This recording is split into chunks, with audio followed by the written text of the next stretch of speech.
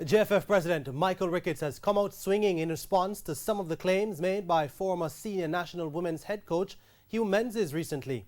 Menzies, who announced recently that he was stepping away earlier this month, told TVJ Sports that he is yet to hear from the Federation in regards to monies owed to him, among other issues.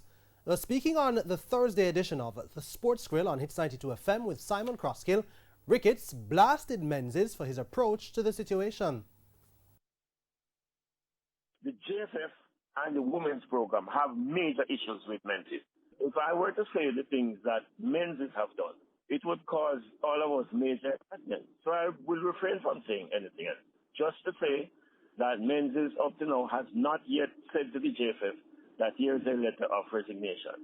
But he tells the world and he tells every single media house that he has resigned. He has not said anything to the JFF. So we take it that he has resigned. So we will move on.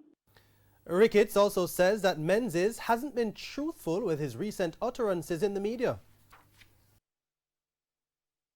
Just before the start, preliminary rounds of the Olympic qualifiers, the minister and I were on the phone, and the minister said, let me get in contact with the coach and have a three-way discussion.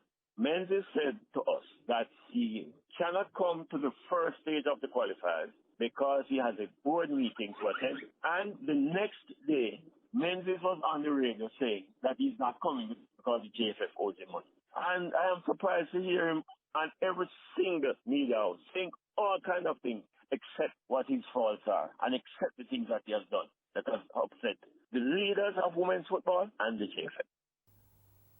Now, Menzies guided the Reggae Girls to their first ever World Cup appearance, which took place in France this past summer.